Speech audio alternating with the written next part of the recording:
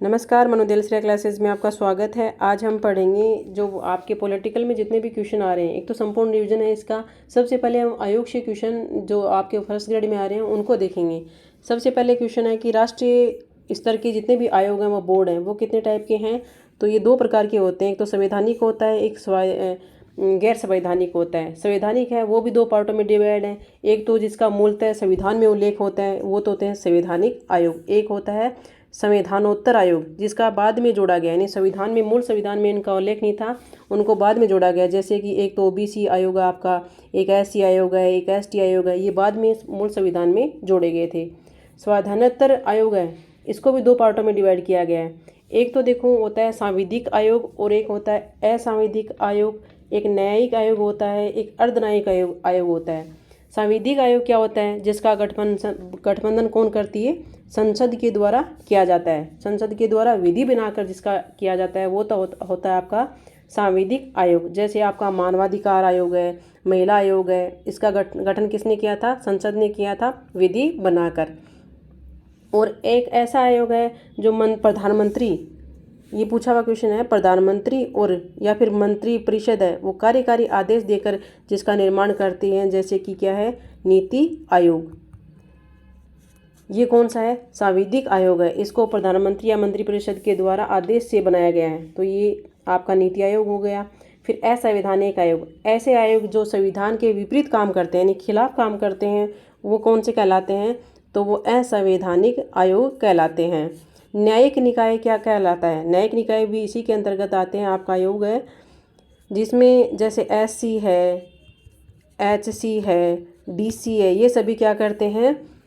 किसी भी मामले में सुनवाई कर सकते हैं और निर्णय दे सकते हैं। वो कौन से कहलाते हैं? न्यायिक निकाय कहलाते हैं। एक होते हैं न्यायिक आयोग, ये इम्पोर्टेंट है, अर्धन्यायिक आयोग।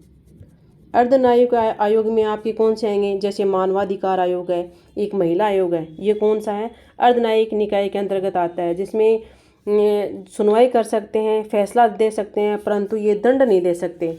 तो ये क्या काम कर सकते हैं? कोई भी मामला है, महिला आयोग का मामला, वो महिला आयोग में जाएगा, सुनवाई कर सकते हैं, फैसला भी दे सकते हैं, परंतु किसी भी व्यक्ति को ये दंड नहीं दे सकते हैं। दंड देने का काम किसका है? अपने कोर्ट का है। फिर देखो, फिर इसमें देखेंगे सबसे पहले हम निर्वाचन आयोग के बारे में। निर्वाचन आयोग क्या बोलता है? कौन से में इसका संवैधानिक? सबसे पहले निर्वाचन आयोग। निर्वाचन आयोग क्या है? एक संवैधानिक निकाय है। अब मैंने डिफाइन कर दिया, संवैधानिक है, गैर संवैधानिक क्या होता है, संवैधानिक क्या होता है। इसका उल्लेख कहाँ पे किया गया है? तो इसका उल्लेख किया गया है भाग 15 में। अनुच्छेद कहाँ से लेके कहाँ तक है? 324 से लेके 329 तक इस निर्वाचन आयोग का वो है उल्लेख किया गया है। अनुच्छेद कौन सा है? 15। और आपके अनुच्छेद कितने हैं? 324 से लेके 329 तक। भाग 15 324 से लेके 329। आयोग से क्वेश्चन आते हैं आपके आए हुए हैं। निर्वाचन आयोग की स्थापना कब होती है? तो निर्वाचन आयोग की स्थापना होती है जनवरी 1950 में। भाग 15 में अनुच्छेद कौन सा है? अनुच्छेद है 324 से लेके 329 तक स्थापना होती है 25 जनवरी 1950 को। इसीलिए हम क्या मनाते हैं? 25 जनवरी को राष्ट्रीय मतदाता दिवस मनाते हैं, क्योंकि इसी दिन क्या होती है? अपने निर्वाचन आयोग का गठन होता है। अब देखो 2022 मतदाता दिवस की थीम क्या थी? ये क्वेश्चन पूछा है, तो ये देखो इम्पोर्टेंट है। चुनावों को समावेशी, समझ लेना आप, समावेशी, सुलभ व सहभागी बनाना, ये थीम याद रखना। क्या थीम है? 2022 के मतदाता दिवस की थीम है चुनावों को समावेशी, सुलभ व सहयोगी बनाना। अब इसका होगी स्थापना। भाग 15 में है इसका अनुच्छेद कितने हैं? 324 से लेके 329। 25 जनवरी 1950 को इसकी स्थापना होती है।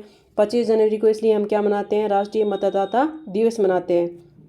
2022 के मतदाता दिवस की थीम है चुनावों को समावेशी, सुलभ व सहभागी बनाना। अब इसकी संरचना देखते हैं, संरचना में कैसा इसकी संरचना है। तो सबसे पहले निर्वाचन आयोग क्या है? एक सदस्यीय निकाय है। निर्वाचन आयोग क्या है? एक सदस्यीय निकाय है। 16 अक्टूबर डेट आती है, 16 अक्टूबर 1989। 16 अक्टूबर 1989 को क्या किया गया, इसमें 2 अन्य आयुक्त, निर्वाचन आयुक्त है वो और जोड़ दिए गए। तो टोटल कितने हो गए, पहले एक था 1989 में क्या कर दिया, 2 और जोड़ दिए, तो कितने हो गए, 3 हो गए। फिर देखो इसमें एक और संशोधन होता है, 1990 से 93 तक वापस निर्वाचन आयोग में क्या थे, 1 सदस्यीय निकाय इसको बना दिया गया था। फिर इसमें वापस चेंजेज होते हैं 1 अक्टूबर, डेट याद रखना, देखो दोबारा लिखती हूँ, 16 अक्टूबर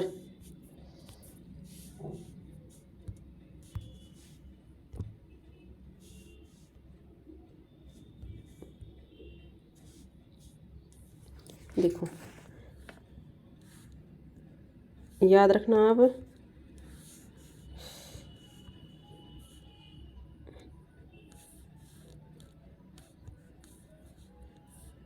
डेट है 1989, फिर आते हैं 1990, फिर डेट आती है 1993।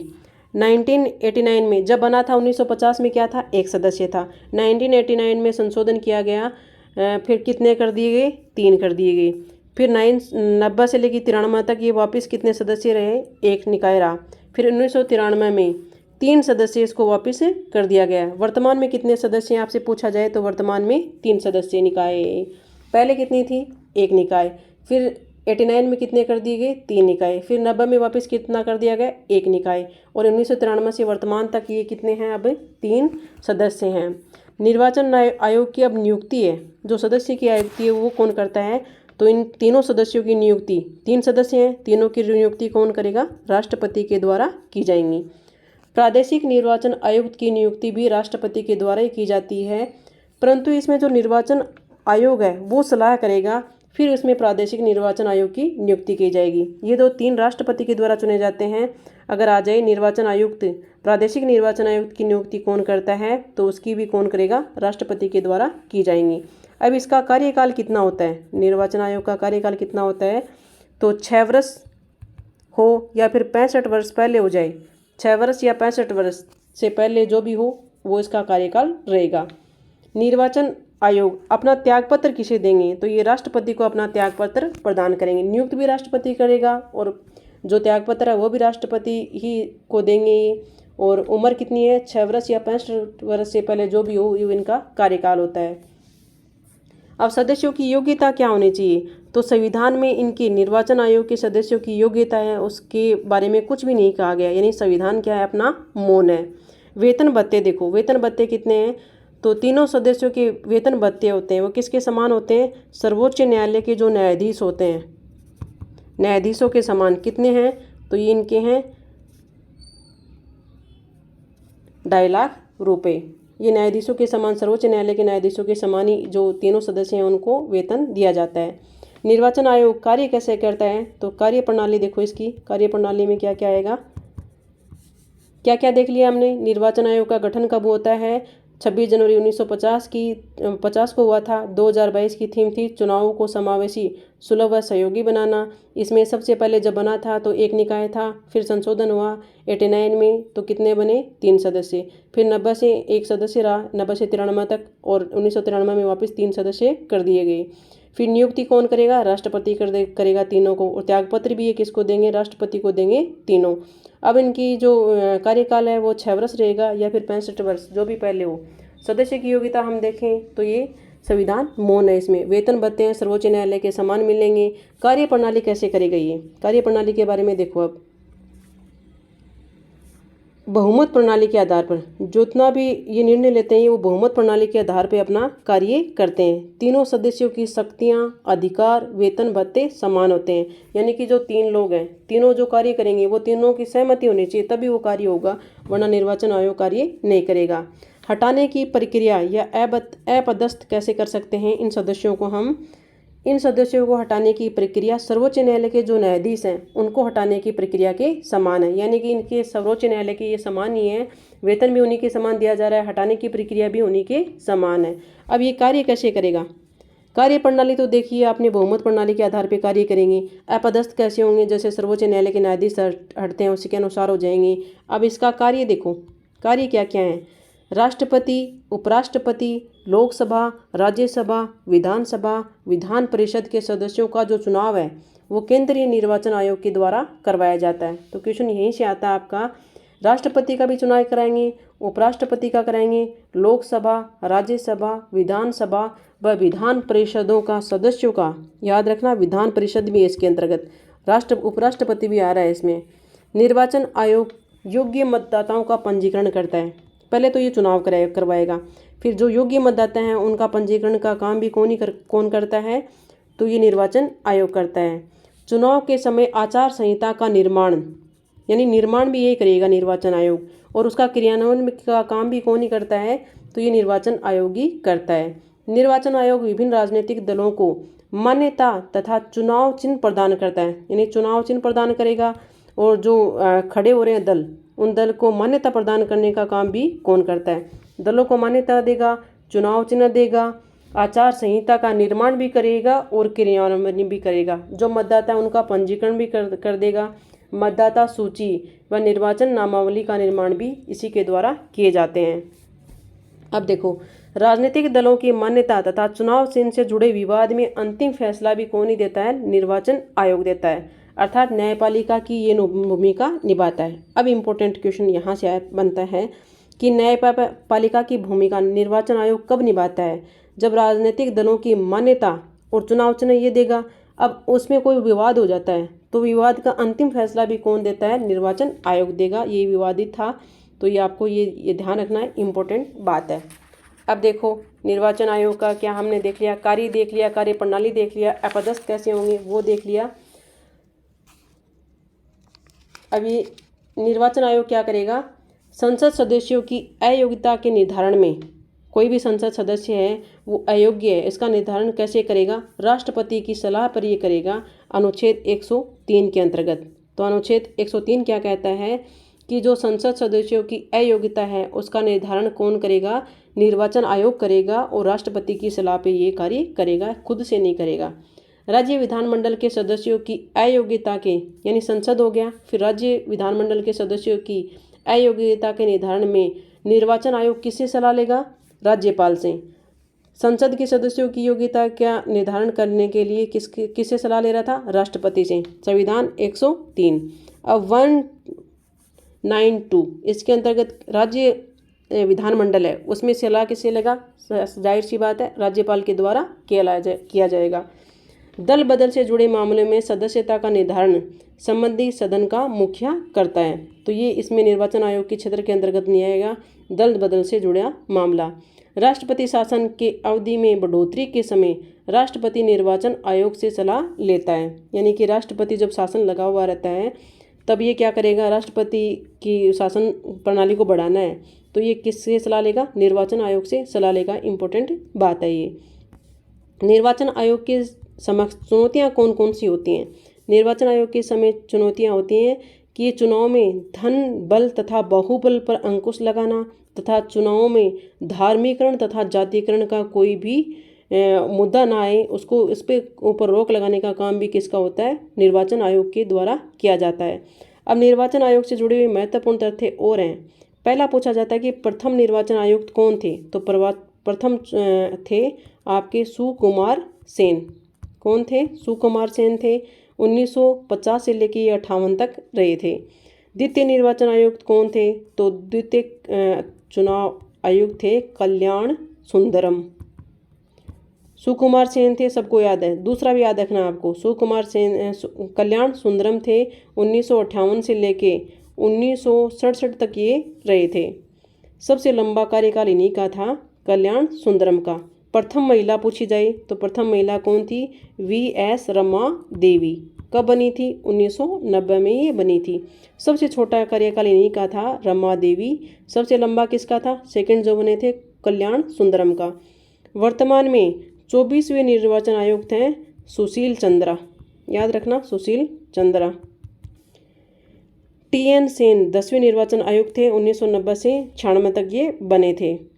राज्य निर्वाचन आयोग किस में है, 243 क में राज्य निर्वाचन आयोग के बारे में लिखा गया है। अब हम पढ़ेंगे यूपीएससी के बारे में। यूपीएससी आपका, जिसे हम क्या कहते हैं, संघ लोक सेवा आयोग। अब देखो सबसे पहले इसमें कुछ महत्वपूर्ण तथ्य हैं इंपॉर्टेंट। निर्वाचन आयोग अपना कंप्लीट हो गया। 1973 में बंगाल के लॉर्ड कॉर्नवालिस थे। कौन थे? गवर्नर जनरल लॉर्ड कॉर्नवालिस थे। उसने पुलिस व भू व्यवस्था में व्यापक सुधार के लिए लोक सेवा आयोग का गठन किया था। इसीलिए लॉर्ड कॉर्नवालिस को क्या कहा जाता है? लोक सेवा आयोग का जनक कहा जाता है। 1973 में इन्होंने इसका गठन किया था। लॉर्ड कॉर्नवालिस ने, वो उस टाइम क्या थे? भारत के गवर्नर जनरल थे। इसीलिए यूपीएससी के जनक किसे कहा जाता है? लॉर्ड कॉर्नवालिस को कहा जाता है। 1855 की बात आती है। 1855 में क्या हुआ?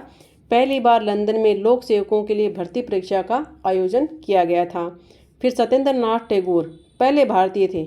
नाम याद रखना, सत्येंद्र नाथ टैगोर। इन्होंने क्या किया? सिविल सेवा पास की थी। पहले भारतीय थे सत्येंद्र नाथ टैगोर। 1922 में पहली बार लंदन के साथ साथ भारत में भी सिविल सेवा परीक्षा का आयोजन हुआ था। 1922 में पहले सत्येंद्र नाथ टैगोर ने जो परीक्षा पास की थी वो कहाँ जाके दी थी? लंदन में। फिर भारत में भी सिविल सेवा परीक्षा का आयोजन होने लग गया 1922 में। फिर 1923 में क्या हुआ? एक ली कमीशन, याद होगा आपको, रॉयल कमीशन भी कहते हैं जिसे, उसने लोक सेवा आयोग के गठन की सिफारिश की थी। तो ली कमीशन कब आया था? 1923 में। इसने क्या किया था कि लोक सेवा आयोग का गठन होना चाहिए। ली कमीशन की सिफारिश पर अब इस 1922 में इसने सिफारिश की। फिर देखो काम हुआ 1 अक्टूबर 1926 को संघ लोक सेवा आयोग की स्थापना होगी। जिसके अध्यक्ष कौन थे? ये अध्यक्ष याद रखना। लोक सेवा आयोग की गठन कब हुआ? 1 अक्टूबर 1926 को। किसके सिफारिश भी हुआ था? ली कमीशन की सिफारिश भी हुआ था। अध्यक्ष बने थे सर रोस बेकर, ये सर्वप्रथम थे। फिर इसके अलावा 4 सदस्य और थे। टोटल कितने बने थे? 5। अध्यक्ष याद रखना सर रोस बेकर। संघ लोक सेवा आयोग एक संवैधानिक आयोग होता है। तो संवैधानिक आयोग है संघ लोक सेवा आयोग। तो इसका उल्लेख भी होगा। तो इसका उल्लेख भाग तो है 14 में। निर्वाचन आयोग का कितने में था? 15 में था। और अनुच्छेद इसका कौन सा आता है आपका यूपीएससी का? तो अनुच्छेद है 315 से लेके 323 तक। यूपीएससी की संरचना देखो, यूपीएससी की संरचना अनुच्छेद 315। संघ के लिए एक संघ लोक सेवा आयोग होगा जिसमें एक अध्यक्ष तथा अन्य सदस्य होंगे। ये लिखा हुआ है। यूपीएससी में कितने सदस्य होंगे इसका उल्लेख स्पष्ट रूप से संविधान में नहीं किया गया है। यूपीएससी में महत्वपूर्ण तो क्या होगा? एक तो अध्यक्ष होता है, 4 इसमें सदस्य होते हैं। तो टोटल कितने हो गए? 5 हो गए। वर्तमान में कितने हैं? वर्तमान में देखो संख्या बढ़ गई है इनकी। पहले कितने थे? 1 अध्यक्ष प्लस 4 थे। अब है एक तो अध्यक्ष होगा और 10 अन्य सदस्य होंगे। सदस्य नियुक्त होने के लिए 10 वर्ष का प्रशासनिक अनुभव होना अनिवार्य है कि 10 वर्ष का जो प्रशासनिक अनुभव है वो होना इसमें जरूरी है। अब यूपीएससी के अध्यक्ष तथा सदस्यों की नियुक्ति और कार्यकाल कैसा होता है?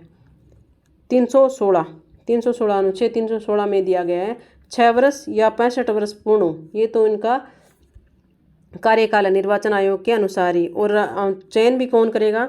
यानी नियुक्ति कौन करेगा? राष्ट्रपति के द्वारा की जाएगी। यूपीएससी के अध्यक्ष तथा सदस्यों को हटाने की निलंबन की प्रक्रिया देखो। निलंबन की प्रक्रिया में अध्यक्ष तथा सदस्यों को कदाचार, अक्षमता,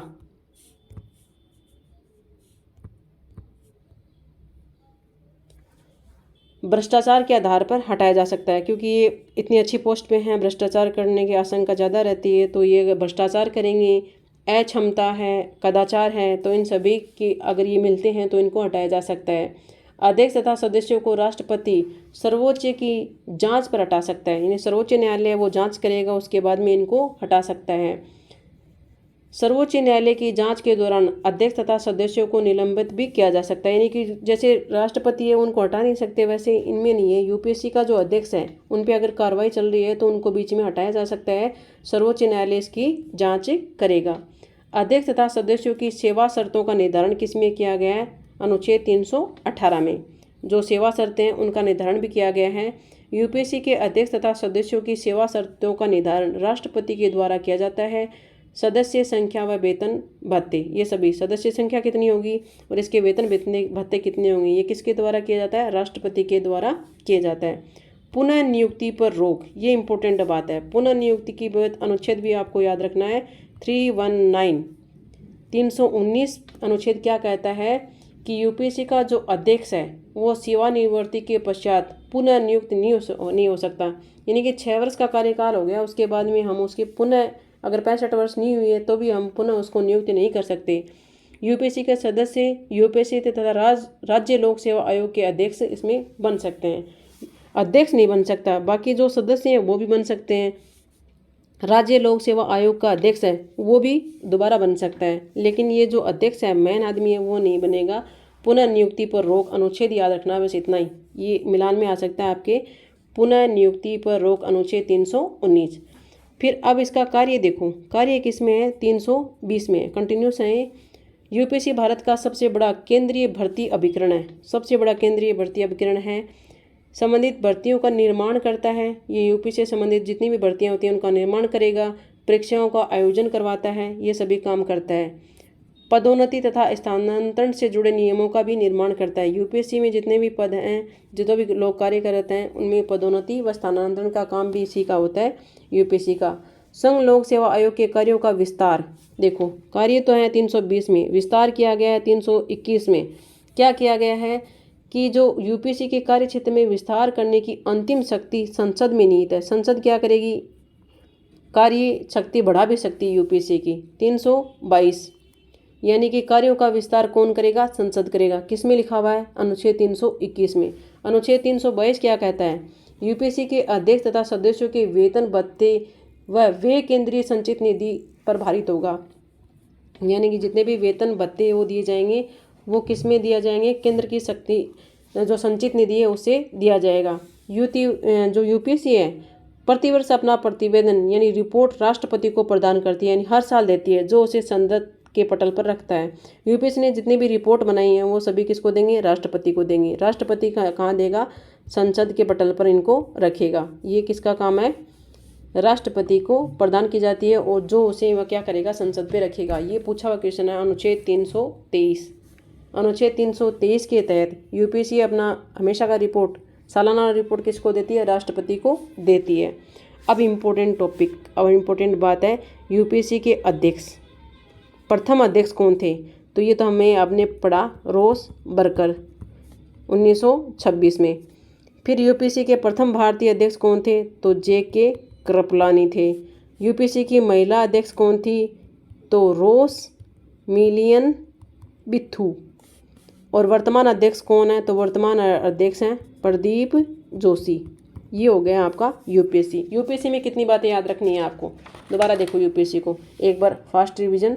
1922 में पहली बार लंदन के साथ भारत में सिविल सेवा परीक्षा का आयोजन हुआ था। पहले भारतीय कौन थे, सत्येंद्र नाथ टैगोर। कहाँ से पास आउट थे, लंदन से, इन्होंने पास की थी। फिर 1922 में भारत और ये लंदन दोनों में हो गई। फिर 1923 में ली कमीशन आया, ली कमीशन पे भारत में 1 अक्टूबर 1926 में संघ लोक सेवा आयोग का गठन हुआ। अध्यक्ष बने थे सर रोस बर्कर और 4 सदस्य और थे। अब इसमें जो संवैधानिक आयोग है, संविधान में उल्लेख मिलता है, भाग 14 है, अनुच्छेद है 315 से 323। अनुच्छेद 15 में क्या दिया गया है कि इसका एक अध्यक्ष होंगे और अन्य सदस्य होंगे। इसमें मूलतः एक अध्यक्ष तथा 4 सदस्य होंगे, लेकिन वर्तमान में कितने, एक अध्यक्ष तथा 10 सदस्य हैं। इसका कौन सदस्य नियुक्त होंगे, जो 10 वर्ष का कार्यकाल जिसने प्रशासनिक कार्य का अनुभव हो। इनको हटा कौन सकता है, राष्ट्रपति हटा सकता है, सर्वोच्च न्यायालय भी हटा सकता है, तो सर्वोच्च न्यायालय इस पर कार्रवाई भी कर सकती है। इनका कार्यकाल 6 वर्ष या 65 वर्ष से पहले होगा, जो भी पूर्ण वो करेगा। ये अनुच्छेद 17 याद रखना है, यूपीएससी के अध्यक्ष तथा सदस्यों को हटाने की प्रक्रिया व निलंबन अनुच्छेद 17 में। अनुच्छेद 318 में क्या दे रखा है, अध्यक्ष तथा सदस्यों की सेवा शर्तों का निर्धारण किया गया है। पुनः नियुक्ति पर रोक इंपॉर्टेंट है, अनुच्छेद 319 पुनः नियुक्ति पर रोक की पुनः नियुक्ति नहीं होगी। फिर अनुच्छेद 320 संघ लोक सेवा आयोग के इसमें कार्य दे रखे हैं। अनुच्छेद 321 में संघ लोक सेवा आयोग के कार्यों का विस्तार है, कौन करेगी, संसद करेगी। प्रथम अध्यक्ष कौन थे, सर रोस बर्कर थे। प्रथम भारतीय थे जे.के. कृपलानी। प्रथम महिला अध्यक्ष थी रोस मिलियन बेथू। और वर्तमान अध्यक्ष कौन है, प्रदीप जोशी।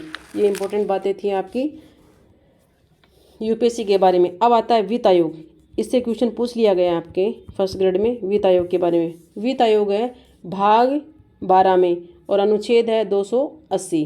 तो वित्त आयोग का संविधान में उल्लेख है अनुच्छेद 12 में और आपका 280 अनुच्छेद है। ये कैसा निकाय है? ये एक संवैधानिक निकाय है। इसके साथ साथ ये अर्ध न्यायिक व सलाहकारी निकाय भी है। इम्पोर्टेंट याद रखना, इम्पोर्टेंट बात वित्त आयोग की कि एक संवैधानिक आयोग है, ये एक अर्ध न्यायिक आयोग है और एक सलाहकारी, तीनों काम करता है ये। वित्त आयोग का गठन केंद्र सरकार तथा राज्य सरकार के मध्य वित्तीय वितरण को लेकर प्रति 5 वर्ष या आवश्यकता अनुसार किया जाता है। यानी कि धन का काम करेगी राज्य सरकार और अपनी कौन सी काम है, केंद्र सरकार के बीच में प्रत्येक 5 वर्ष में या फिर जब पहले भी अगर आवश्यकता है तो भी इसका वित्त आयोग का गठन किया जा सकता है। वित्त आयोग की संरचना कैसी है? तो संरचना में 1+4 का काम करती है, यानी एक अध्यक्ष होगा, 4 अन्य सदस्य होंगे। योग्यताएं देखो, अध्यक्ष की योग्यताएं क्या होगा? सार्वजनिक मामलों का जानकार हो ये, तब वो अध्यक्ष बनेगा। सदस्य की योग्यता क्या होगी कि जो उच्च न्यायालय व न्यायाधीश या उसके समकक्ष जो योग्यता होगा वो इसका सदस्य बनेगा।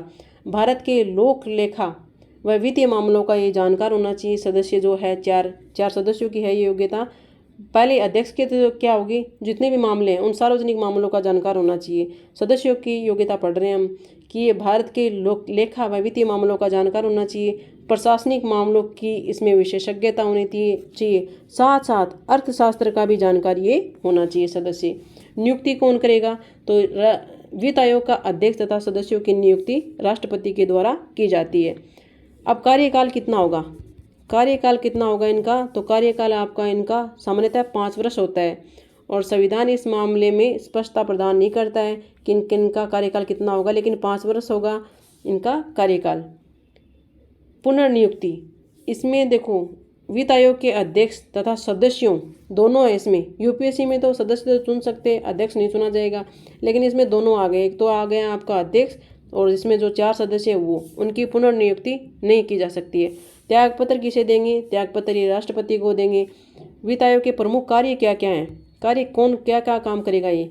एक तो देखो राज्य सरकार और केंद्र सरकारों के मध्य वित्तीय वितरण के संबंध प्रावधानों का निर्माण करेगा। ये जितने भी प्रावधान हैं उन सभी को केंद्र सरकार और राज्य सरकार के मध्य विशेष परिस्थितियों में संचित निधि से राज्यों को सहायता अनुदान प्रदान कर सकता है। यानी कि केंद्र और राज्य के बाद में मामला है, लेकिन राज्य सरकार को अगर जरूरत है तो वो संचित निधि से राज्य को सहायता प्रदान कर सकता है। इतना पावरफुल होता है वित्त आयोग।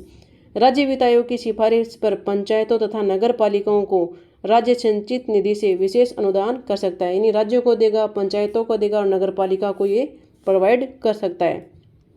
वित्त आयोग के अध्यक्ष के.सी. नियोगी। द्वितीय आयोग, ये प्रथम थे के.सी. नियोगी। द्वितीय कौन है? द्वितीय हैं के. संथानन। फिर है वर्तमान में 15वें कौन है? नंद किशोर सिंह, एन.के. सिंह है। 14वें थे आपके वाई.वी. रेड्डी थे। 13वें कौन थे? विजय केलकर थे। सिफारिश पर जीएसटी लागू हुआ था, तो ये याद रखना आपको याद रखना है विजय केलकर 2010 से लेकर 15 तक रहे थे और इन्हीं के आधार पर हम क्या देते हैं? जीएसटी देते हैं विजय केलकर के द्वारा। 14वें थे वाई.वी. रेड्डी, 15वें थे नंद किशोर सिंह। राज्य वित्त आयोग का उल्लेख किसमें है? तो ये तो था अनुच्छेद 280 भाग 12 में है वित्त आयोग, और राज्य वित्त आयोग का उल्लेख है 2, 4, 3 में इसका आयोग है, उल्लेख किया गया है। संयुक्त लोक सेवा आयोग। संयुक्त लोक सेवा आयोग के गठन के बारे में अनुच्छेद 315 में संवैधानिक प्रावधान है। यानी संयुक्त लोक सेवा आयोग का एक संवैधानिक प्रावधान है अनुच्छेद 315 में। जब 2 या 2 से अधिक राज्यों के विधानमंडल संयुक्त लोक सेवा आयोग के गठन का आग्रह करें तो संसद विधि बनाकर संयुक्त लोक सेवा आयोग का गठन कर सकती है। संयुक्त लोक सेवा आयोग संवैधानिक आयोग न होकर क्या है? एक सांविधिक आयोग है। यानी कि गठन कौन करेगी? संसद करेगी। तो सॉरी, याद रखना ये संवैधानिक प्रावधान है, निकाय नहीं है। ये क्या है? एक सांविधिक आयोग है, संयुक्त लोक सेवा आयोग। संयुक्त 1966 में संसद ने पंजाब व हरियाणा के लिए क्या की थी? सबसे पहले संयुक्त लोक सेवा आयोग का गठन किया था। क्या एक सांविधिक आयोग है? ये था आपका संयुक्त लोक सेवा आयोग। अब देखते हैं नेक्स्ट कौन सा है? राष्ट्रीय अनुसूचित जाति आयोग। क्या नाम है? राष्ट्रीय अनुसूचित जाति आयोग। इसका गठन होता है यानी एससी आयोग अनुच्छेद 338 में है। अनुसूचित जाति व जनजाति के विकास एवं कल्याण हेतु एक विशेष प्राधिकार की नियुक्ति का प्रावधान किया गया है अनुच्छेद 338 में। 1978 में संकल्प के माध्यम से अनुसूचित जाति व जनजाति आयोग की स्थापना की गई थी। स्थापना कब होती है? 1978 में। 1987 में देखो क्या होता है, इसका नाम बदलकर क्या गया। 1978 में गठन हुआ, क्या नाम था? अनुसूचित जाति व जनजाति आयोग। लेकिन 1987 में इसका नाम बदलकर क्या कर दिया गया? राष्ट्रीय जाति व जनजाति आयोग इसका कर दिया गया। फिर 65वां संविधान संशोधन हुआ। 65वें संविधान संशोधन 1990 में राष्ट्रीय जनजाति आयोग को संवैधानिक दर्जा प्रदान किया गया। तो संवैधानिक दर्जा गठन कब हुआ? डेट याद रखना, 1978 में। फिर इसमें देखो 1987 में इसे क्या कर दिया गया? नाम बदल दिया गया, राष्ट्रीय जाति व जनजाति आयोग किया गया। फिर इसमें संशोधन हुआ 65वां संविधान संशोधन 1990, जिसमें इसे संवैधानिक दर्जा प्रदान किया गया था। फिर इसी प्रावधान के तहत 12 मार्च, डेट आती है 12 मार्च 1992। 12 मार्च 1992 में क्या हुआ? राष्ट्रीय अनुसूचित जाति व जनजाति आयोग की स्थापना हो गई इंडिया में। क्या नाम है? 12 मार्च 1992। 12 मार्च 1992 को राष्ट्रीय अनुसूचित जाति व जनजाति आयोग की स्थापना होती है। फिर एक संविधान संशोधन और होता है, एक तो कौन सा हुआ था? 65वां 1990 में संवैधानिक दर्जा मिला। फिर 89वां संविधान संशोधन हुआ, कौन सा हुआ? 89वां। कब हुआ? 2003 में। राष्ट्रीय अनुसूचित जाति व जनजाति आयोग का विघटन करके दो नए आयोग का निर्माण किया गया। पहले एक ही था, राष्ट्रीय जाति व जनजाति आयोग। कब बना? 1992 में। 12 मार्च 1992 में राष्ट्रीय अनुसूचित जाति व जनजाति आयोग की स्थापना होगी। फिर ये संविधान संशोधन हो गया 89 में। 2003 में हुआ था ये। इसमें दो और निकाय बन गए। एक तो था, इम्पोर्टेंट है, 338 क बनाया गया। 338 क में क्या बना? राष्ट्रीय अनुसूचित जनजाति आयोग। जनजाति किस में है? जनजाति आयोग 338 ए। और इम्पोर्टेंट है 338 में क्या है? राष्ट्रीय अनुसूचित जाति आयोग। राष्ट्रीय अनुसूचित जाति है 338 में और राष्ट्रीय अनुसूचित जनजाति आयोग है 338 क में। ये दोनों आयोग 9 फरवरी 2004 में अस्तित्व में आए। इम्पोर्टेंट डेट है ये सारी।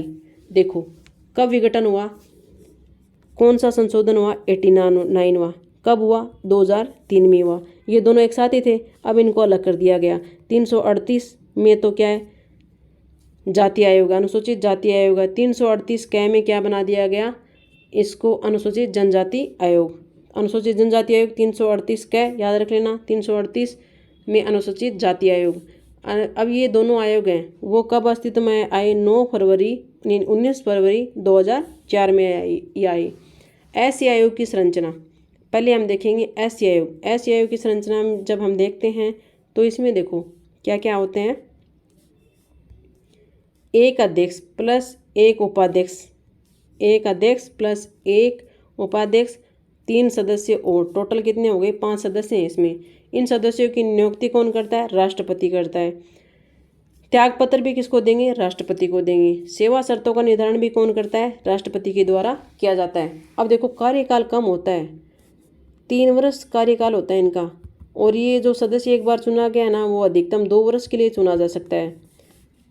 एससी का अध्यक्ष। एससी के कार्य क्या होते हैं?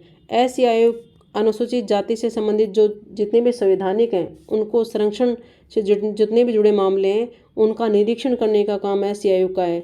अनुसूचित जाति के हितों से जुड़े उल्लंघन के मामलों की सुनवाई करता है तथा दोषी को दंड देने की सलाह देता है।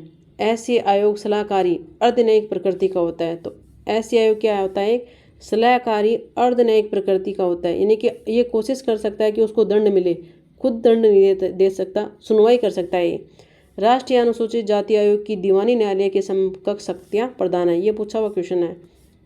दीवानी न्यायालय के अनुसार इसमें क्या है? इसको शक्तियाँ प्रदान होती हैं। अनुसूचित जाति आयोग किसी भी आरोपित को समन भेज सकता है, यानी जितने भी कोई आरोपी है उसको समन भेजने का काम भी ये कर सकती है, लेकिन ये दंड नहीं दे सकती।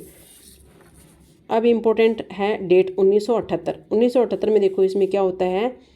अनुसूचित जाति व जनजाति आयोग के प्रथम अध्यक्ष बने थे भोला पासवान। क्या नाम था? भोला पासवान। फिर 1992 में गठित संवैधानिक राष्ट्रीय अनुसूचित जाति व जनजाति आयोग के प्रथम अध्यक्ष कौन थे? एस रामधन। 1978 में जब बना अनुसूचित जाति व जनजाति आयोग था, तब प्रथम अध्यक्ष कौन थे? भोला पासवान। डेट के साथ आएगा है ना आपका।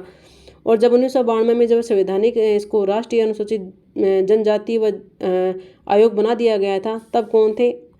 एस रामधन।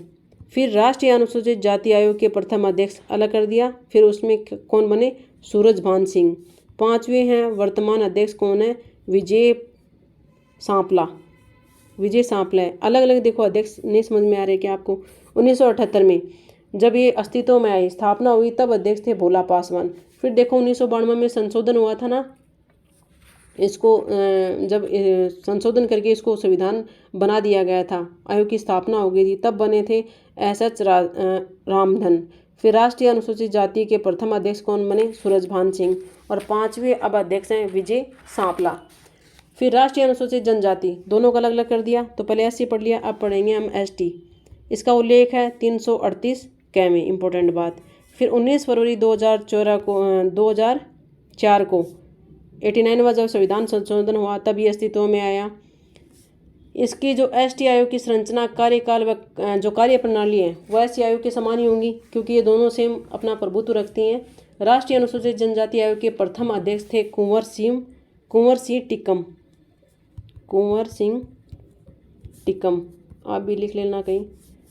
एसटी आयोग की प्रथम महिला अध्यक्ष थी उर्मिला सिंह, इसमें बनी है उर्मिला सिंह। रामेश्वर ओरान कौन से हैं? तीसरे व चौथे अध्यक्ष हैं। 5वें अध्यक्ष हैं नंद कुमार साई। 6ठे हैं और वर्तमान में अध्यक्ष हैं हर्ष चौहान है। इनके कार्यकाल कितना होता है? इनका कार्यकाल 3 वर्ष का ही होता है। राष्ट्रपति इनको त्यागपत्र देते हैं, राष्ट्रपति इनको नियुक्त करते हैं अध्यक्ष को। अब देखो दूसरा आता है नेक्स्ट ओबीसी आयोग। ओबीसी आयोग है प्रथम पिछड़ा वर्ग आयोग। तत्कालिक राष्ट्रपति डॉक्टर राजेंद्र प्रसाद थे, उनके निर्देश के पश्चात 29 जनवरी याद रखना 1953 को काका कालकेर की अध्यक्षता में पहला पिछड़ा वर्ग की स्थापना हो गई थी। किसकी सिफारिश? काका कालेलकर की सिफारिश पर। डेट क्या थी? 29 जनवरी 1953। किसकी स्थापना हो गई? पहला पिछड़ा वर्ग की स्थापना हो गई आपकी पिछड़ा ओबीसी की। द्वितीय पिछड़ा वर्ग आयोग, द्वितीय जो पिछड़ा वर्ग आयोग था वो कब बना? 1 जनवरी 1979 को। अध्यक्ष थे बीपी रावल। दूसरे पिछड़ा वर्ग आयोग ने 1980 में ओबीसी वर्ग को 27% आरक्षण देने की मांग रखी थी। ये प्रश्न पूछ लिया गया आपसे, जिसे 1990 में स्वीकार किया गया। मांग तो कब रखी थी? 10 साल बाद में 1980 में मांग रखी थी। जो द्वितीय पिछड़ा वर्ग आयोग है 1 जनवरी 1989 में बीपीएल अध्यक्ष थे, बीपीएल मंडल। फिर इन्होंने 27% आरक्षण की मांग रखी, जिन्हें स्वीकार किया गया 1990 में। 1992 में क्या किया गया? इम्पोर्टेंट रूल आता है 1992 में। इंदिरा साइनी बनाम भारत संघ विवाद हुआ था। याद रखना 1992 में क्या कौन सा विवाद था? इंदिरा साहिनी बनाम भारत संघ विवाद। ये जो विवाद हुआ था जिसे मंडलवाद कहते हैं, मंडलवाद भी आ जाता है नाम की। मंडलवाद कब हुआ था? 1992 में। इसने क्या किया? उच्च न्यायालय में सरकार को विधि बनाकर पिछड़े वर्ग के विकास व कल्याण के लिए आयोग की स्थापना का निर्देश दिया। इस वाद के बाद में 1992 में इंदिरा साइनी बनाम भारत संघ विवाद था, उसमें उच्च न्यायालय में कहा गया है कि सरकार को क्या करना चाहिए? विधि बनाकर पिछड़े वर्ग के विकास व कल्याण के लिए आयोग की स्थापना करनी चाहिए। फिर इसी के तर्ज पर 14 अगस्त 1993 को संसद ने क्या किया? 92 की बात है, 93 में हुआ। संसद में विधि बनाकर सांविधिक आयोग के रूप में ओबीसी आयोग की स्थापना कर दी गई थी। अब फिर देखो 102वां संविधान संशोधन हुआ। संविधान संशोधन अधिनियम के द्वारा 2018 में ओबीसी आयोग को संवैधानिक दर्जा मिल गया।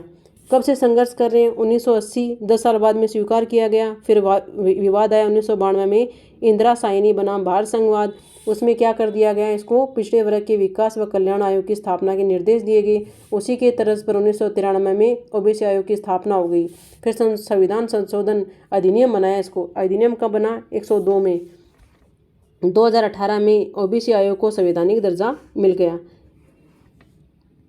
और एक नए अनुच्छेदों का सृजन किया गया। अब देखो अनुच्छेद 338B, 338 क 338 क में तो क्या है आपका राष्ट्रीय अनुसूचित जनजाति आयोग है।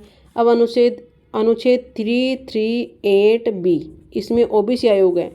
अनुच्छेद 342A ये क्या कहता है कि राष्ट्रपति सामाजिक व शैक्षणिक रूप से पिछड़े हुए वर्गों की पहचान करेगा। पहचान करने का काम कौन है? राष्ट्रपति को आप जितनी भी चीज़ें भेजेंगे उनसे वो का जो कागज़ हैं उनको पढ़ के ये राष्ट्रपति डिसाइड करेंगे कि वो पिछड़ा वर्ग में है या नहीं। जितने भी आंकड़े देख के 342A में है ये।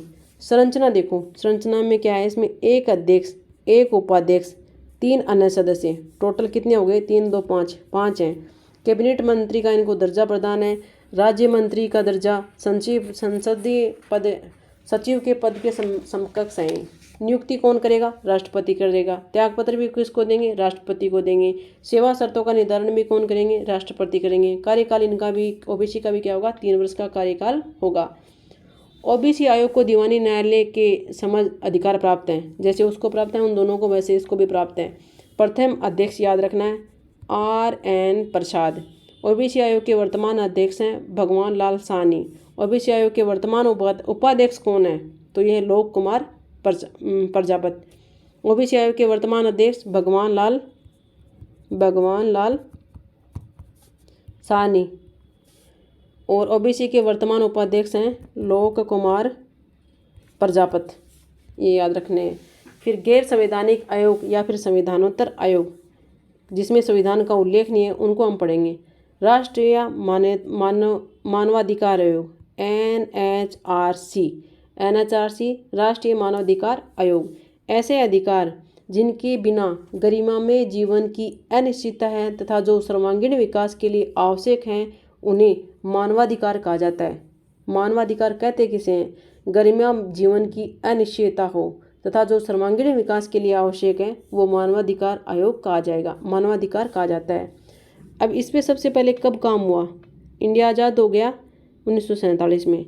बात है 10 दिसंबर 1948 की। 10 दिसंबर 1948 में क्या होता है?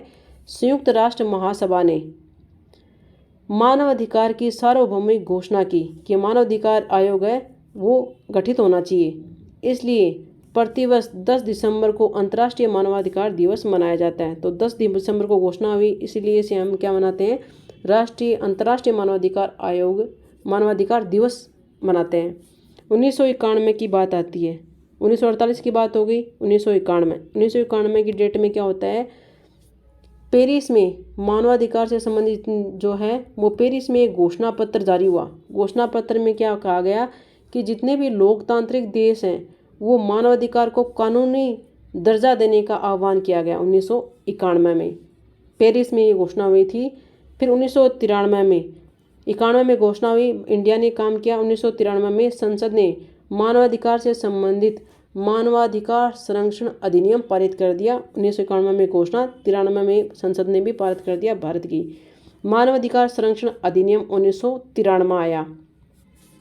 28 सितंबर में ये लागू हो गया। 1993 में लागू, संसद पारित कब करती है? 1993 में। 28 सितंबर 1993 को ये लागू हुआ। इस अधिनियम के तहत भारत में 12 अक्टूबर 1993 को राष्ट्रीय मानवाधिकार आयोग की स्थापना हुई। संरक्षण अधिनियम कब बना? 1993 में। लागू कब हुआ? 28 सितंबर 1993 में। आयोग की स्थापना कब हो गई? 12 अक्टूबर 1993 को। मानवाधिकार संरक्षण अधिनियम 1993 में 8 अध्यक्ष और टोटल धाराएं कितनी सी थी इसमें? टोटल 43 धाराएं थी इसमें। आयोग की संरचना क्या है? तो एक अध्यक्ष होगा, 4 सदस्य होंगे, 4 पदेन सदस्य होंगे और 2 विशेष आमंत्रित सदस्य होंगे इसमें। तो 1 4 4 2 ये इसकी संरचना है, याद रखना। अध्यक्ष के सदस्यों की योग्यता क्या होगी? तो अध्यक्ष में क्या होगा, मानवाधिकार आयोग का अध्यक्ष उच्चतम न्यायालय का सेवानिवृत्त मुख्य न्यायाधीश या अन्य न्यायाधीश बन सकता है। जो सर्वोच्च न्यायालय में जो उच्चतम न्यायालय है उसमें वो जज होना चाहिए या फिर न्यायाधीश होना चाहिए, वही बनेगा अध्यक्ष। मानवाधिकार संरक्षण 1993 में संशोधन करके 2019 के बाद सर्वोच्च न्यायालय के अन्य न्यायाधीशों को भी अध्यक्ष बनाया जा सकता है। ये इसमें एक संशोधन हुआ है 2019 के बाद। ये तो आपकी सेवा शर्तें होंगी, याद रखना। कब आई, 10 दिसंबर 1948 को संयुक्त राष्ट्र महासभा ने क्या किया कि मानवाधिकार सार्वभौमिक की घोषणा की। तो तब हम क्या मनाते हैं, 10 दिसंबर को अंतर्राष्ट्रीय मानवाधिकार दिवस मनाते हैं। फिर इसमें घोषणा होती है 1991 में कि सभी को, जितने भी लोकतांत्रिक देश हैं वो सब क्या करें, इसका गठन करें। तो 1993 में संसद ने क्या किया, ये पारित कर दिया, संरक्षण अधिनियम पारित किया 1993 में, लागू हो गया इंडिया में 28 सितंबर 1993 में। इसी की तर्ज पर 12 अक्टूबर 1993 को राष्ट्रीय मानवाधिकार आयोग की स्थापना हुई और इसमें 8 अध्यक्ष और टोटल 43 धाराएं थी 1993 में। फिर देखो इसमें आयोग की जो मानवाधिकार आयोग है उसमें 1, 4, 4, 2 सदस्य हैं, यानी आमंत्रित सदस्य 2, इसमें 4 सदस्य पदेन सदस्य होंगे, 4 सदस्य होंगे और 1 अध्यक्ष होगा। अध्यक्ष की योग्यता सर्वोच्च न्यायालय के न्यायाधीश के समान, मुख्य न्यायाधीश के समान होगा या फिर अन्य न्यायाधीश बन सकते हैं। अन्य न्यायाधीश कब से बन सकते हैं, संशोधन हुआ था 2019 के बाद से, 1993 में संशोधन हुआ उसके बाद से। अब सदस्यों की योग्यता, सदस्य प्रथम सदस्य तो क्या होगा आपका, उच्च न्यायालय का सेवानिवृत्त व कार्यरत अन्य न्यायाधीश, वो इसके सदस्य हो सकते हैं। अध्यक्ष प्रथम सदस्य। द्वितीय सदस्य उच्च न्यायालय का सेवानिवृत्त या कार्यरत अन्य न्यायाधीश। तीसरे या चौथे सदस्य का चयन एक 6 सदस्यीय समिति के द्वारा किया जाएगा। पहला और दूसरा आपने देख लिया। तीसरा को कैसे चुनेंगे, 6 सदस्यीय समिति के द्वारा चुना जाएगा और इसके अध्यक्ष कौन होंगे, प्रधानमंत्री होंगे। 6 सदस्यीय समिति में सदस्य कौन कौन होंगे, एक तो प्रधानमंत्री होगा, एक गृह मंत्री होगा, एक लोकसभा अध्यक्ष होगा, एक लोकसभा में विपक्षी नेता होगा, एक राज्यसभा का सभापति होगा, एक राज्यसभा का विपक्षी नेता होगा। 4 पदेन सदस्य, 4 सदस्य हो गए आपके। अब 4 पदेन सदस्य कौन से होंगे, एक तो एससी का आयोग अध्यक्ष होगा, एससी का जो आयोग अध्यक्ष है वो, एसटी का आयोग अध्यक्ष, एक अल्पसंख्यक आयोग, एक महिला आयोग का अध्यक्ष होगा। 4 सदस्य ये होंगे इन्हें। 2 आमंत्रित सदस्य कैसे होंगे, देखो दिव्यांगजनों से संबंधित जानकारी प्राधिकारी है वो आएगा, एक बाल संरक्षण से संबंधित प्राधिकारी है वो आएगा। ये 2 आमंत्रित सदस्य होते हैं। तो प्रथम सदस्य उच्च न्यायालय का सेवानिवृत्त या कार्यरत अन्य न्यायाधीश। द्वितीय सदस्य उच्च न्यायालय, वो तो था उच्चतम, फिर सेकंड में आ गया उच्च न्यायालय व सेवानिवृत्त या कार्यरत अन्य न्यायाधीश। फिर तीसरे और चौथे को एक 6 समिति बनाएगी और उनका गठन करेगी। 6 समिति में कौन कौन करेगा, प्रधानमंत्री होगा, गृह मंत्री होगा, लोकसभा अध्यक्ष होगा, लोकसभा में विपक्षी नेता है वो भी होगा, राज्यसभा का सभापति भी होगा और राज्यसभा का विपक्षी नेता भी इसके अंतर्गत आएगा। 4 पदेन सदस्य में एससी आयोग का अध्यक्ष होगा, एसटी आयोग का अध्यक्ष होगा, अल्पसंख्यक का अध्यक्ष होगा और महिला आयोग का अध्यक्ष होगा। 2 आमंत्रित सदस्य आपको इंपॉर्टेंट है, याद रखने, दिव्यांगजनों से संबंधित प्राधिकारी और एक बाल संरक्षण से संबंधित प्राधिकारी, ये होंगे मानवाधिकार आयोग में। मानवाधिकार आयोग के अध्यक्ष तथा सदस्यों की जो नियुक्ति है वो राष्ट्रपति के द्वारा की जाती है और प्रधानमंत्री के अध्यक्ष वाली समिति की सिफारिश पर की जाती है इनके सदस्यों की नियुक्ति। अध्यक्ष व सदस्यों का कार्यकाल 5 वर्ष या 70 वर्ष, जो पहले हो वो उसका कार्यकाल होगा। 2019 में के बाद इसमें संशोधन किया गया है। जब बना था तब कितनी थी, 5 और 70 थी। अब देखो 3 वर्ष कर दिया गया इसकी भी और 70 वर्ष। अध्यक्ष सदस्यों की पुनर्नियुक्ति, तो पुनर्नियुक्ति का प्रावधान नहीं था इसमें जब ये बना था तब। फिर 2019 में जो संशोधन हुआ उसके जो पश्चात है सदस्यों की पुनर्नियुक्ति की जा सकती है यदि वो 70 आयु नहीं हो, तो पुनर्नियुक्ति होती है इसमें 2019 में संशोधन के पश्चात। फिर सेवा शर्तों का निर्धारण, सेवा शर्तों का निर्धारण कैसे होगा कि जो आयोग का अध्यक्ष व अध्यक्षों की जो सेवा शर्तें हैं वो राष्ट्रपति के द्वारा की जाएंगी। आयोग के अध्यक्ष को पद से हटाने की प्रक्रिया क्या क्या होंगी, कैसे हम उनको पद से हटा सकते हैं। पहले देखो, पहला, आयोग के अध्यक्ष तथा सदस्यों को राष्ट्रपति निम्नलिखित आधार पर हटा सकता है। संवैधानिक कदाचार के आधार पर, आर्थिक रूप से दिवालियापन घोषित हो गया तब, मानसिक रूप से अस्वस्थ हो व न्यायालय के असक्षम घोषित कर दिया गया हो न्यायालय के द्वारा, यदि लाभ का पद धारण कर लिया हो कोई अन्य, तब इसको हटा सकते हैं, राष्ट्रपति हटा सकता है। अध्यक्ष व सदस्यों को हटाते समय राष्ट्रपति सर्वोच्च न्यायालय की सलाह जरूर लेता है। अकेला राष्ट्रपति नहीं होगा, सर्वोच्च न्यायालय की सलाह जरूर लेगा। मानवाधिकार आयोग के कार्य क्या है? मानवाधिकार देश भर में हो रहे मानवाधिकार उल्लंघन जितने भी मामले हैं उनको सुनवाई करता है, जांच करता है, निर्णय दे सकता है तथा न्यायालय को दोषी व्यक्ति को दंड देने की सलाह दे सकता है। यानी कि जांच करेगा, निर्णय दे सकता है कि ये आदमी क्या है, मानवाधिकार आयोग का उल्लंघन हो रहा है।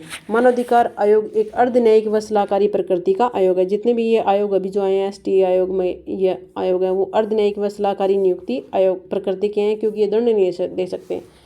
मानवाधिकार के संरक्षण संबंधी नियम बना सकता है। देश भर में मानवाधिकारों को लेकर जागरूकता फैलाने का काम करता है। मानवाधिकार आयोग देश भर के जो कारागार व बंदी गृह में मौजूद जो कैदी हैं उनकी जांच करता है व सरकार को सुधार संबंधी सिफारिश भी दे सकता है। मानवाधिकार आयोग को दीवानी न्यायालय के समान शक्तियाँ प्राप्त होती हैं, जिसके तहत वह देश के किसी भी कोने में समन भेज सकता है, तो समन भेजने का काम भी कर सकता है। मानवाधिकार आयोग का स्वयं का जांच दल होता है तथा आवश्यकता पड़ने पर केंद्र व राज्य के जांच अभिकरणों की सहायता भी ले सकता है ये मानवाधिकार आयोग। अब इम्पोर्टेंट नोट देखो, इसमें नोट इम्पोर्टेंट क्या है कि जो राष्ट्रीय मानवाधिकार आयोग है वो अपनी वार्षिक रिपोर्ट केंद्र सरकार व संबंधित राज्य सरकारों को सौंपता है, जिसे मानने के लिए बाध्य नहीं है कि ये अपनी रिपोर्ट बना के देगा कि आपके यहाँ ये हो रहा है, मानवाधिकार आयोग का ऐसे ऐसे काम कर रही है, ऐसे उल्लंघन हो रहा है मानवाधिकार क्योंकि ये मानव के कल्याण के लिए काम करती है। तो जो रिपोर्ट है वो किसको भेजेगी? केंद्र सरकार व राज्य सरकार दोनों को भेजेगी। NHRC के प्रथम अध्यक्ष NHRC के प्रथम अध्यक्ष कौन थे? रंगनाथ मिश्र थे। इन्हें क्या कहा जाता है? भारत में मानवाधिकार का जनक कहा जाता है रंगनाथ मिश्र को। दूसरे कौन थे? दूसरे थे MN वेंकटचैया। प्रथम महिला कौन थी? तो महिला इसमें कोई नहीं है। प्रथम महिला सदस्य, अध्यक्ष तो कोई नहीं बनी लेकिन सदस्य पूछा जाए तो था मीरा फातिमा बीवी। ये कौन थी? इसकी प्रथम महिला सदस्य थी। वर्तमान में 8 अध्यक्ष बन चुके हैं, तो 8वें कौन है? अरुण कुमार मिश्र। अब 4 अन्य सदस्य जो 6 समितियां तैयार करी थी उनमें देखो, प्रथम महेश कुमार मित्तल, ज्योतिका कालरा ये प्रेजेंट में है, राजीव जैन और ज्ञानेश्वर मनोहर जैन, ये 4 और सदस्य हैं। अब आ गया आपका राष्ट्रीय महिला आयोग। राष्ट्रीय महिला आयोग है वो क्या है? राष्ट्रीय नाम लिख लेते हैं, राष्ट्रीय महिला आयोग। राष्ट्रीय महिला आयोग है ये क्या है? गैर संवैधानिक सलाहकारी व सांविधिक निकाय है। याद रखना, गैर संवैधानिक सलाहकारी और कौन सा है? सांविधिक निकाय है। इसका गठन संसद विधि बनाकर किया गया है। इसका गठन तो ये क्या है? एक संवैधानिक सांविधिक निकाय है। महिलाओं के कल्याण संरक्षण के लिए संसद ने 1990 में राष्ट्रीय महिला आयोग अधिनियम 1990 पारित किया था। राष्ट्रीय महिला आयोग अधिनियम 1990 के आधार पर जनवरी 1990 में क्या किया? आयोग अधिनियम आया 1990 में। 1992 में हुआ ये पहली बार महिला आयोग का गठन किया गया। तो इंडिया में ये 1992 में क्या किया गया? पहली बार महिला आयोग का गठन हो गया। फिर देखो 31 जनवरी 1992 में इसने कार्य करना प्रारंभ किया। तो ये कब से? 8 मार्च को हम क्या करते हैं? अंतर्राष्ट्रीय महिला दिवस के रूप में मनाते हैं। अब इसकी थीम याद रखनी है आपको, 2022 की theme, gender equality today for a sustainable tomorrow. Gender equality today for a sustainable tomorrow. राष्ट्रीय महिला आयोग की संरचना 1+5। इसमें एक अनुसूचित जाति व जनजाति का होना अनिवार्य भी होता है सदस्य। 1+5 यानी 6 टोटल। अध्यक्ष व सदस्यों की नियुक्ति केंद्र सरकार व राष्ट्रपति की सलाह पर की जाती है। नियुक्ति कौन करेगा? केंद्र सरकार करेगा, लेकिन सलाह किससे लेगा? राष्ट्रपति से सलाह लेगा। त्यागपत्र ही राष्ट्रपति को देंगे। कार्यकाल 3 वर्ष है और अधिकतम कितने वर्ष मतलब बन सकते हैं? 2 बार बन सकते हैं। अध्यक्ष व सदस्यों के हटाने की प्रक्रिया, पदाचार, अक्षमता है, आर्थिक दिवालियापन है, लाभ के पद धारण कर लिया है, राष्ट्रपति सर्वोच्च न्यायालय की सलाह पर इनको हटा सकता है। अध्यक्ष व सदस्यों को दोनों का पद से हटा सकता है। महिला आयोग की कार्य व भूमिका कौन सी है? महिला आयोग दीवानी मामले की समकक्ष शक्तियाँ धारण करता है, समन जारी कर सकता है, जैसे ये मानवाधिकार आयोग है उसी के अकॉर्डिंग ये काम करता है। महिला आयोग महिलाओं के वैधानिक व संवैधानिक संरक्षण से जुड़े मामलों का निरीक्षण करता है, महिला अधिकारों की सुरक्षा हेतु उपाय करता है तथा इस संबंध में सरकार को सलाह प्रदान करता है। महिलाओं के हितों का उल्लंघन करने वाली सुनवाई, जांच व फैसला प्रदान करने तथा दंड देने की सलाह सेम है, वही उसी के अंदर है। केंद्र तथा बंदी गृहों का निरीक्षण करता है, घरेलू हिंसा, कार्यस्थल पर यौन शोषण तथा लैंगिक असमानता से जुड़े मामले का निरीक्षण भी करता है। महिला आयोग अर्धन्यायिक निकाय के तौर पे कार्य करता है। अब देखो इसके अध्यक्ष कौन है? जयंती पटनायक। पहली महिला आयोग अध्यक्ष थी जयंती पटनायक वर्तमान में है रेखा शर्मा। 2018 से 10वीं है ये रेखा शर्मा है, वो बनी हुई है। महिला आयोग की एकमात्र अध्यक्ष जिसने 2 बार कार्य पूर्ण किया अपना, वो थी गिरिजा व्यास। 2 बार कार्य किया गिरिजा व्यास।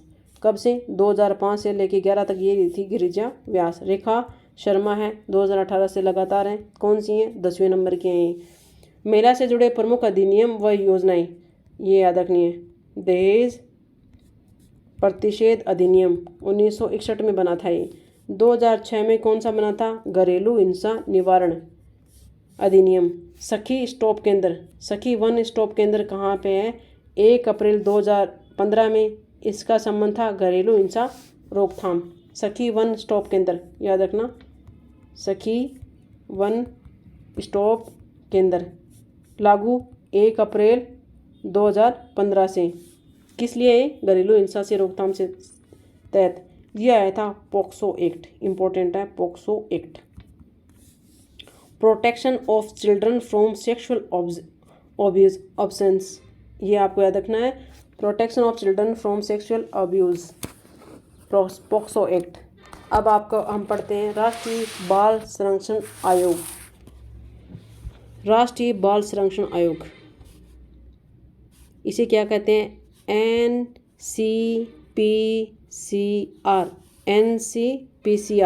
ये राष्ट्रीय बाल संरक्षण आयोग है। अंतर्राष्ट्रीय बाल दिवस हम मनाते हैं 20 नवंबर को, राष्ट्रीय बाल दिवस मनाते हैं 14 नवंबर को, और बाल श्रम निषेध दिवस मनाते हैं 21 जून। डेट याद रखना, 20 नवंबर, 14 नवंबर, 12 नवंबर। 20 नवंबर अंतर्राष्ट्रीय बाल दिवस, 14 नवंबर राष्ट्रीय बाल दिवस, बाल श्रम निषेध दिवस 12 जून को। अब इसमें देखो पढ़ते हैं हम। बाल अधिकार संरक्षण आयोग क्या है? एक सांविधिक है और अर्धन्यायिक आयोग है। संवैधानिक नहीं, सांविधिक है और एक अर्धन्यायिक है। ये दोनों चीज़ें याद रखनी है। बाल अधिकारों के संरक्षण हेतु केंद्र सरकार ने 2005 में संसद में बाल अधिकार संरक्षण अधिनियम 2005 पारित किया गया। तो 2005 डेट है, 2005 में संसद में अधिनियम आया था ये।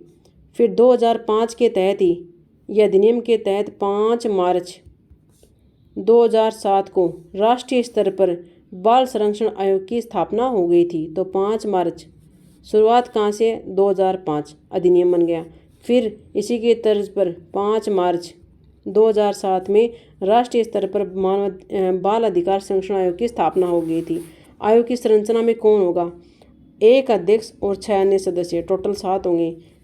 कम से कम इसमें 2 महिलाएं अनिवार्य हैं राष्ट्रीय बाल संरक्षण आयोग में। तो ये शर्तें हैं, 7 होंगी, उसमें तो 2 महिलाएं होंगी, 5 और हो सकते हैं। अध्यक्ष व संयुक्ति की नियुक्ति कौन करेगा? सदस्यों की नियुक्ति। तो ये बाल आयोग के अध्यक्ष व सदस्यों की नियुक्ति एक 3 सदस्यीय समिति करेगी। ये याद रखना, 3 सदस्यीय समिति की सिफारिश भी की जाती है, जिसका गठन केंद्र सरकार के द्वारा, केंद्र सरकार वो गठन करेगी। त्यागपत्र राष्ट्रपति को देंगे। सेवा शर्तों का निर्धारण भी राष्ट्रपति करेगा और 3 वर्ष का कार्यकाल और अधिकतम 2 बार ये नियुक्त हो सकती हैं।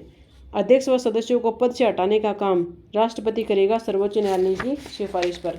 नेक्स्ट देखो, आयोग के प्रमुख कार्य क्या क्या हैं। अब कार्य तो आपको पता ही होगा, कुछ इंपॉर्टेंट इसमें नहीं है। बाल श्रम अधिनियम 1986 के तहत बाल श्रम से जुड़ी शिकायतों का ये क्या करता है? निपटारा करता है। बाल विवाह अधिनियम 2006 के तहत बच्चों के लिए सुरक्षा कवच के रूप में ये कार्य कर रहा है। 2006 आया था बाल विवाह अधिनियम। बाल श्रम प्रतिषेध अधिनियम 1986, इसमें ये याद रखना है, 1986 और 2006 में बाल विवाह अधिनियम 2006। हेल्पलाइन नंबर, बाल सुरक्षा हेल्पलाइन नंबर, ये पूछा हुआ क्वेश्चन है, 198 है। शिक्षा के अधिकार अधिनियम 2009 के तहत बच्चों को मुफ्त व अनिवार्य शिक्षा दिलाने में ये मदद काम कर रहा है 2009। बाल संरक्षण आयोग को दीवानी न्यायालय के समकक्ष न्यायिक शक्तियाँ प्राप्त हैं जिनके तहत वह सम्मन जारी कर सकता है। प्रथम अध्यक्ष कौन थे? प्रथम अध्यक्ष थे शांता कुमार सिन्हा। द्वितीय अध्यक्ष थे कुशाल कुमार सिंह 2013-14 में। पहले 2007-2013 तक महिला थी शांता कुमार सिंह। कुशाल कुमार सिंह 2013 से 14, फिर 14 से 18 तक थे। तीसरे स्तुति नारायण कंकड़। अब वर्तमान में चौथे बने हैं, वर्तमान में प्रियांक कानूनगो 2018 से वर्तमान तक है प्रियांक कानूनगो। ये तो था आपका NCRCPCR, ये था राष्ट्रीय बाल संरक्षण आयोग। अब है राष्ट्रीय अल्पसंख्यक आयोग NMC, राष्ट्रीय अल्पसंख्यक आयोग। देखो सर्वप्रथम इसकी बात भी होती है 1978 में। गृह मंत्रालय ने ये पारित किया गया कि जो अपने यहाँ 1978 में कि ये राष्ट्रीय अल्पसंख्यक आयोग होना चाहिए। फिर उसी के तर्ज पर 1984 की बात आती है, गृह मंत्रालय से बदलकर कल्याण मंत्रालय के अधीन ये चला गया था 1984 में। फिर 1992 में संसद ने अल्पसंख्यक के अधिकारों की रक्षा के लिए अल्पसंख्यक कल्याण अधिनियम 1992 का निर्माण किया। तो अधिनियम कौन सा था? 1992। नाम क्या था? अल्पसंख्यक कल्याण अधिनियम 1992 में। अब ये क्या बन गया? आयोग बना है राष्ट्रीय अल्पसंख्यक आयोग। कब बना? 17 मई 1993 को। 92 में अधिनियम बना, 17 मई 1993 को राष्ट्रीय अल्पसंख्यक आयोग की स्थापना हो गई। 1993 में 5 धर्मों को अल्पसंख्यक का दर्जा दिया गया। इम्पोर्टेंट है। इसकी शुरुआत देखो 1978 से इसका काम शुरू हो गया। 1978 में ठीक है, गृह मंत्रालय। फिर गृह मंत्रालय से ये संसद में गया 1984 में, ठीक है। 1984 से लेके ये 92 तक काम किया। 92 में संसद ने अधिनियम पारित कर दिया। फिर इसी के तर्ज पर डेट आती है 17 मई 1993 को राष्ट्रीय अल्पसंख्यक आयोग की स्थापना हो गई। फिर 1993 में किसको अल्पसंख्यक माना गया? कौन कौन से धर्म थे जिनको अल्पसंख्यक माना गया? एक तो थे मुस्लिम, पहला, बौद्ध, ईसाई, पारसी और सिख।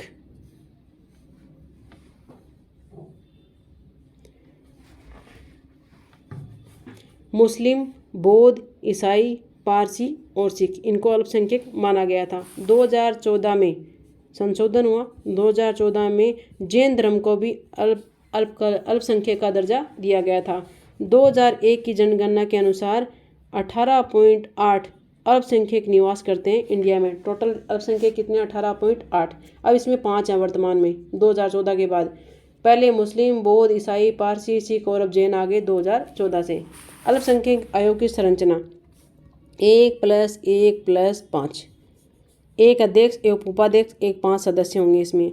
आयोग के अध्यक्ष व सदस्य अल्पसंख्यक वर्ग से होना अनिवार्य है, यानी कि जो अध्यक्ष, जो उपाध्यक्ष और जो सदस्य बनेंगे ना, वो सभी अल्पसंख्यक वर्ग से ही होंगे। तो नियुक्ति कौन करेगा? केंद्र सरकार की सिफारिश पर करेंगे राष्ट्रपति। त्यागपत्र भी किसको देंगे? राष्ट्रपति को देंगे। कार्यकाल वही है 3 वर्ष, अधिकतम 2 बार बन सकता है। वेतन भत्ते राष्ट्रपति निर्धारित करेगा। सेवा शर्तों का निर्धारण भी राष्ट्रपति के द्वारा किया जाएंगे। अब इसके देखो कार्य पढ़ने जरूरी हैं क्योंकि ये कार्य इंपॉर्टेंट है। अल्पसंख्यक वर्ग के संवैधानिक उपबंधों का संरक्षण करने का कार्य करती है। अल्पसंख्यक वर्ग के हितों के उल्लंघन संबंधी मामलों की जांच, सुनवाई व दोषी पाने पर सलाह न्यायालय दे सकता है। 5 सूत्री कार्यक्रम का नीति निर्माण व क्रियान्वयन में प्रधानमंत्री को सलाह प्रदान कर सकती है। जो 15 सूत्री जो कार्य बन रहे हैं ना, प्रधानमंत्री के द्वारा चलाए जा रहे हैं, उनमें सलाह प्रदान कर सकती है ये। दीवानी न्यायालय के समकक्ष इसको अधिकार प्राप्त है। अब इसके अध्यक्ष देखो, अध्यक्ष कौन है? न्यायमूर्ति मोहम्मद सरदार अली इसके प्रथम अध्यक्ष थे। वर्तमान अध्यक्ष हैं इकबाल सिंह लालपुरा। वर्तमान उपाध्यक्ष हैं आतिफ राशिद। अंतर्राष्ट्रीय अल्पसंख्यक अधिकार दिवस 18 दिसंबर को मनाया जाता है। अंतर्राष्ट्रीय अल्पसंख्यक अधिकार दिवस 18 दिसंबर घोषित किसके द्वारा किया गया था? यूएनओ के द्वारा ये घोषित हुआ था। कब घोषित हुआ था? 1992 से ये मनाया जा रहा है। अंतर्राष्ट्रीय अल्पसंख्यक अधिकार दिवस। अब देखो नेक्स्ट आता है NIC, सबको आता है ये, राष्ट्रीय सूचना आयोग, राष्ट्रीय सूचना आयोग NIC। 2005 की बात है, अधिनियम पारित हुआ, सूचना अधिकार अधिनियम 2005। भारत में सूचना अधिकार की जननी कौन है, तो ये थी अरुणा रॉय। 2000 में रेमन मैग्सेसे पुरस्कार दिया गया था 2000 में। तो जननी कौन है भारत में सूचना अधिकार की जननी है अरुणा रॉय, इंपॉर्टेंट नाम है अरुणा रॉय। भारत में सूचना का अधिकार 12 अक्टूबर 2005 में लागू हुआ था। केंद्रीय सूचना आयोग की स्थापना हुई थी 12 अक्टूबर 2005 को। तो ये केंद्रीय सूचना अधिकार या फिर भारत में सूचना अधिकार 12 अक्टूबर, सेम डेटा 2005। आयोग की संरचना क्या होगी, 1 + 10, ये टोटल 11। नियुक्ति राष्ट्रपति के द्वारा की जाएगी अध्यक्ष की, तो बाकी जो 3 सदस्य हैं वो एक समिति बनाकर इन सदस्यों को गठन किया जाएगा। सदस्य होंगे इस जो 3 समिति के जो 3 सदस्य होंगे, एक तो प्रधानमंत्री होगा, एक कैबिनेट का मंत्री होगा, एक लोकसभा में विपक्ष का नेता होगा। वो सभी मिलकर क्या करेंगे, इसके जो 10 सदस्य हैं उनका निर्माण करेंगी 3 सदस्यीय टीम। त्यागपत्र किसको देंगे, राष्ट्रपति को देंगे। सेवा शर्तें का निर्धारण राष्ट्रपति के द्वारा किया जाएगा। अब इसका देखो कार्यकाल, देखो कार्यकाल है 5 वर्ष + 65, अलग है थोड़ा है ना उनसे, 5 वर्ष, उनका 3 वर्ष था ना, इसका 5 वर्ष है। राष्ट्रीय सूचना आयोग 5 वर्ष 65 वर्ष। अब देखो सूचना का अधिकार अधिनियम 2019 इम्पोर्टेंट है। कार्यकाल का निर्धारण किया गया, केंद्र सरकार के द्वारा किया जाता है, परंतु अधिकतम 65 वर्ष होगा। जो कार्य का निर्धारण है 2000 सूचना का अधिकार अधिनियम कि केंद्र सरकार के पास में ये किया गया, अधिकार दिया गया है कि वो टाइम चेंज कर सकते हैं कार्यकाल को, लेकिन अधिकतम 65 वर्ष ही रखा जाएगा। इस 5 वर्ष में ये फेरबदल कर सकते हैं। पद से हटाने की प्रक्रिया सर्वोच्च न्यायालय की सलाह पर राष्ट्रपति के द्वारा की जाएगी। प्रथम सूचना आयोग थे वजारत हबीबुल्ला, और प्रथम महिला सूचना आयोग कौन थी, दीपक सिंधु। दीपक सिंधु थी। सितंबर से लेकर दिसंबर 2013 तक छोटा कार्यकाल था। और 2020 से अब तक 11वें सूचना आयुक्त हैं यशवर्धन सिन्हा। याद रखना, प्रथम सूचना आयुक्त कौन थे, वजाहत हबीबुल्ला। प्रथम महिला सूचना आयुक्त थी दीपक सिंधु। वर्तमान में कौन सी है, 11वें हैं यशवर्धन सिन्हा। 2020 से अब तक है। केंद्रीय सतर्कता आयोग नाम आता है आपका, केंद्रीय सतर्कता आयोग CVC। भारत में भ्रष्टाचार संबंधी मामलों की जांच हेतु संथानम समिति की सिफारिश पर, इसकी सिफारिश याद रखनी है, CVC की सिफारिश कौन सी है, संथानम समिति, संथानम समिति। केंद्र सरकार के प्रस्ताव पर ही क्या किया गया, 11 फरवरी 1964 में कार्यकारी निकाय के रूप में केंद्रीय सतर्कता आयोग की स्थापना की गई। 2003 की बात आती है, सबसे पहले शुरुआत 1964 में हो जाती है, तो 264 भी लिख लेते हैं, इसमें लिख लेते हैं हम 1964, ठीक है। 1964 भ्रष्टाचार के लिए है ये केंद्रीय सतर्कता आयोग। कौन सी समिति, संथानम समिति। संथानम समिति की सिफारिश पर 11 फरवरी, बढ़िया महीना, 1964, ठीक है। केंद्रीय सतर्कता आयोग की स्थापना हो गई 1964 में। फिर 2003 की बात आती है। 2003 में संसद ने केंद्रीय सतर्कता अधिनियम 2003 पारित कर दिया है।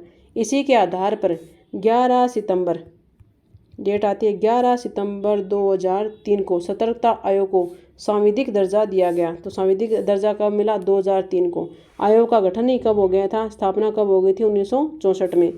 अंतर्राष्ट्रीय भ्रष्टाचार निरोधक दिवस हम मनाते हैं 9 दिसंबर को। भ्रष्टाचार निरोधक अधिनियम आया था 1988 में। आयोग की संरचना में क्या होंगे, एक तो सतर्कता आयुक्त होगा और 2 अन्य होंगे, टोटल 3 होंगे।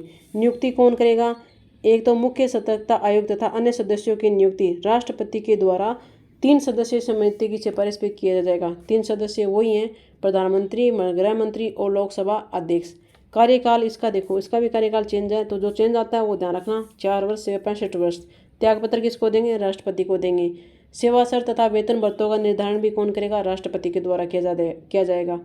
पद से हटाने की प्रक्रिया सर्वोच्च न्यायालय की सलाह पर राष्ट्रपति के द्वारा की जाएंगी। अब इसके कार्य देखो, केंद्र सरकार के निर्देश पर, इम्पोर्टेंट बात है ये, केंद्र सरकार के निर्देश पर किसी ऐसे विषय की जांच करना जिसमें केंद्र सरकार व उसके प्राधिकरण का कोई कर्मचारी भ्रष्टाचार में लिप्त हो। ये काम कौन करेगा? केंद्रीय सतर्कता आयोग करेगा। भ्रष्टाचार के खिलाफ प्राप्त शिकायतों की जांच करेगा और सुनवाई करने का काम करेगा।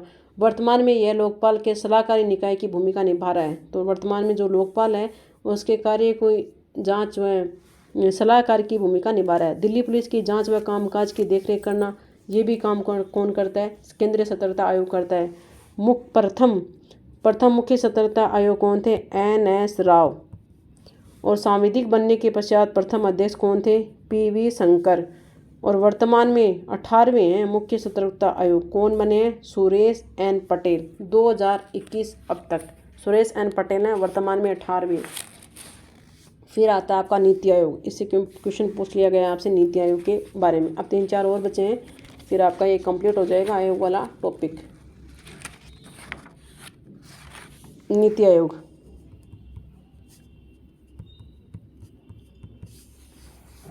नीति आयोग भारत में आज़ादी के पश्चात राष्ट्र के विकास हेतु मिश्रित समाजवाद की रूसी व्यवस्था को अपनाया गया।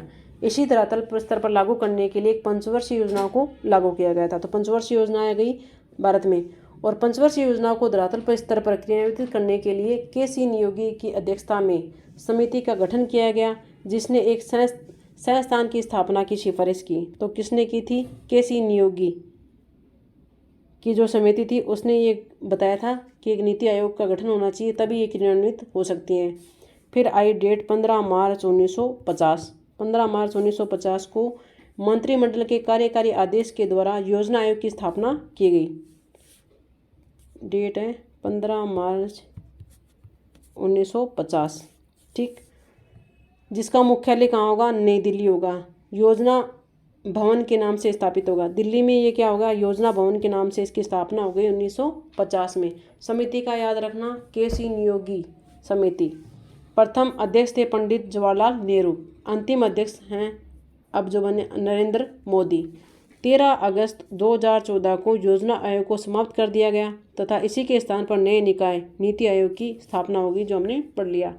31 दिसंबर 2017 को पंचवर्षीय योजना को भी समाप्त कर दिया गया, जिसका क्रियान्वयन कौन करता था? योजना आयोग करता था। इसकी स्थापना भी पंचवर्षीय योजनाओं के लिए किया गया था ताकि धरातल पर क्रियान्वित हो सकें। किसकी सिफारिश पर? KC नियोगी की सिफारिश पर। कब बना? 15 मार्च 1950 को। मुख्यालय रखा गया था नई दिल्ली में, और नई दिल्ली में योजना भवन के नाम से इसको बनाया गया था।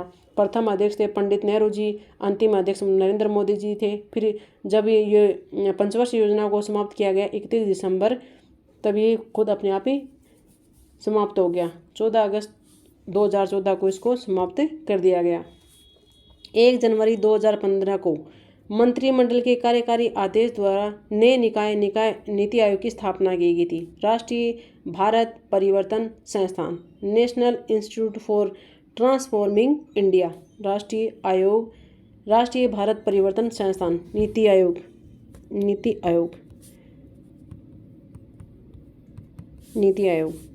इम्पोर्टेंट है।